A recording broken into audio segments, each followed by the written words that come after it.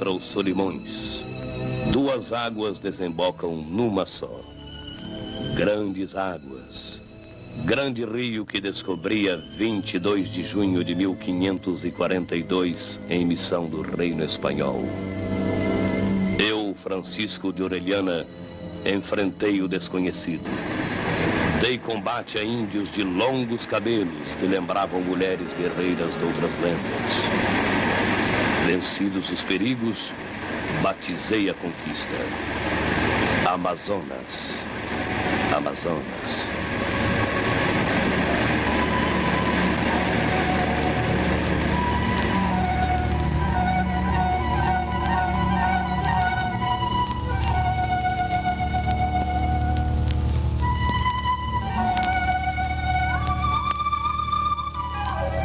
Inferno Verde, Paraíso Verde. Eis a clássica Amazônia onde se pensa no passado.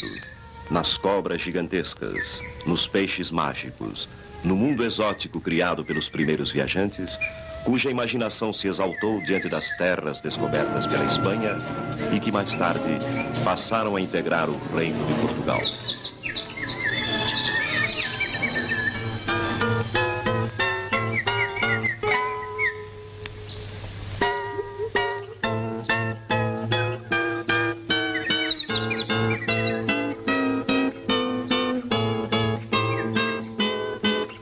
O Amazonas que conhecemos é outro. Um Amazonas de hoje, maior estado do Brasil, onde o homem já fixou suas raízes e luta para desenvolver sua civilização. Onde o homem, transformando árvores em casas, busca uma cultura a partir das condições especiais do meio.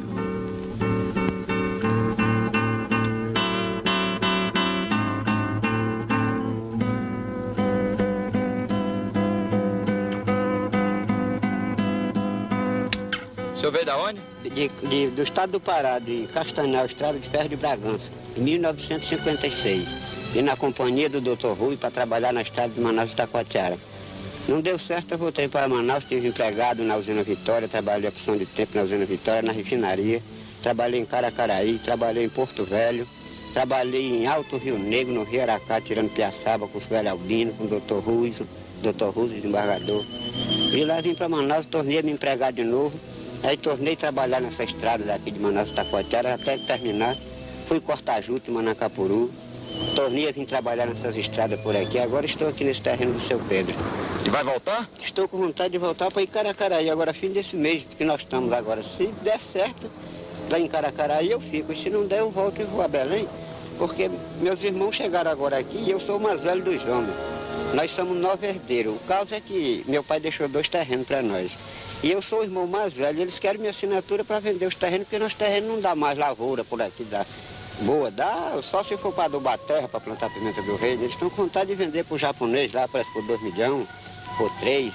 E querem minha assinatura, porque sem minha assinatura eles não vendem. Aqui eu não fico, porque o senhor está vendo, dá um carvãozinho desse, se planta uma coisa não dá, e outra aqui eu não tenho terra para mim mesmo, né?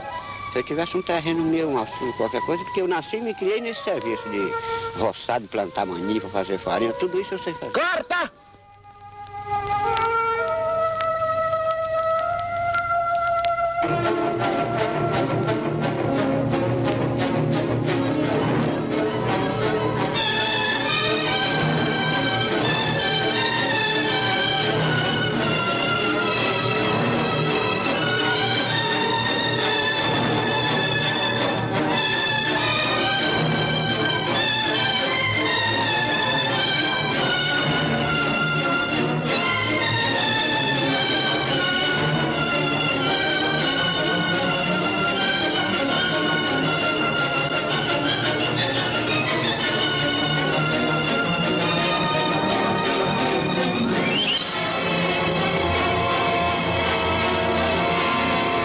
Viemos de longe, do sertão do Ceará, tangidos pela seca, buscando na selva riqueza para a nossa fome. A esperança estava nas árvores que os índios cambebas haviam descoberto. Nas grandes árvores perdidas que sangravam uma estranha mistura.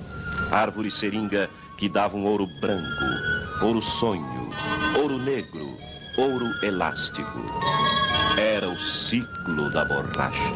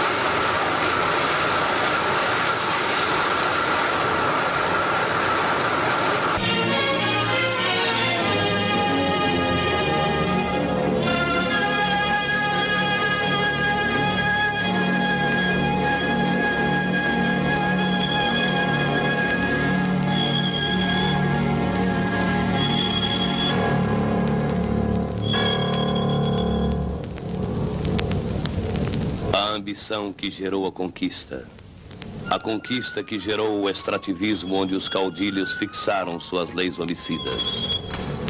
O extrativismo que gerou as súbitas fortunas de aventureiros dos quatro cantos.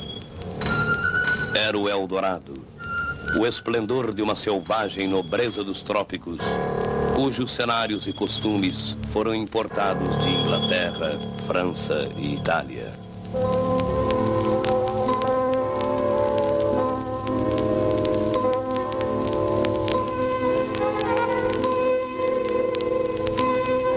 A borracha do Amazonas dominou o mercado mundial no encontro do século XIX com o século XX. Os ingleses, porém, transplantando mudas da seringa para jardins botânicos de Londres, recriaram o produto na Ásia.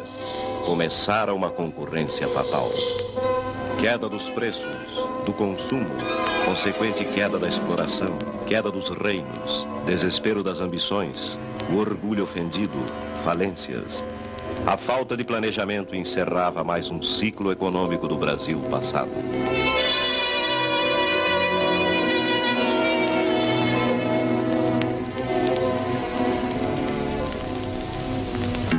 Manaus de hoje. Manaus da memória da borracha. Porto ao norte. Limite de outras Amazônias. Manaus que ressurgiu mais lenta e realista. Manaus à espera que o Amazonas seja incorporado ao Brasil, não como uma peça acessória, mas como agente do nosso processo econômico.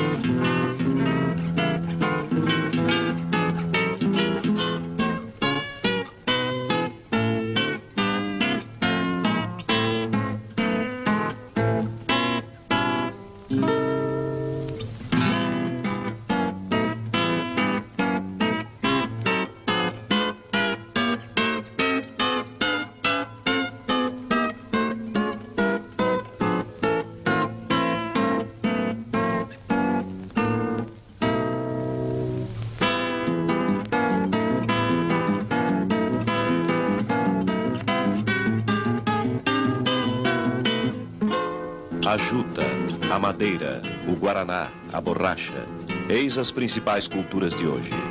A exportação, porém, é mínima diante do que realmente existe no solo amazônico. Manganês, carvão, ouro, petróleo, minerais atômicos e outros patrimônios ameaçados de exploração estrangeira.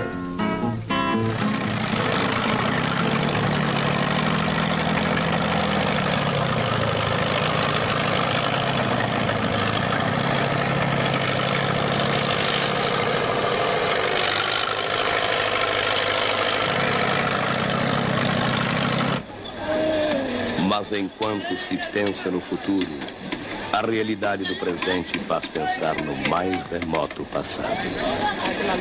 Um estilo de trabalho que, no dizer do professor Arthur Reis, faz da Amazônia a região mais subdesenvolvida do país.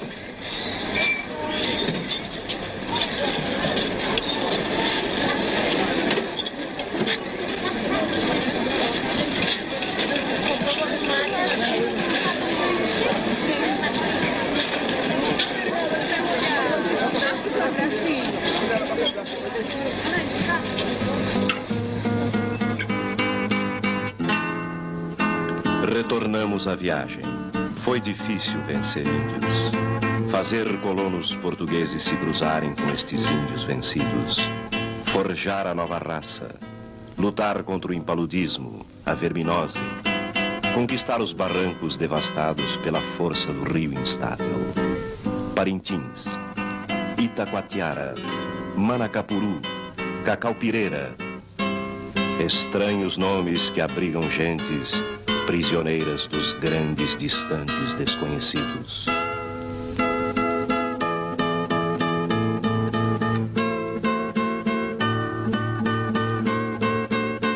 Dos grandes distantes demais para apenas 800.000 pessoas que ainda vivem da mais rude agricultura, da pesca, do diluído artesanato indígena, apenas de uma vontade inconsciente de sobreviver. População que necessita de condições humanas de cultura, moradia, saúde.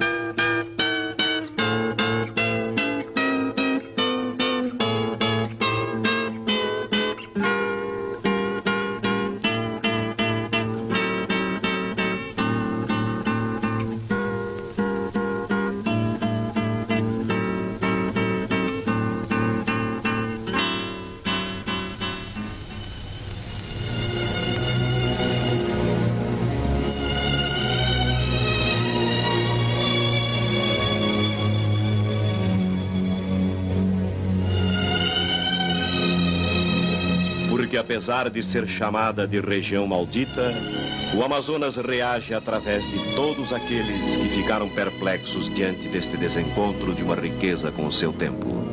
De todos aqueles que aprenderam a amar este Amazonas real, sem fantasmas, Amazonas esquecido, mas vivo como a força transformadora do seu rio.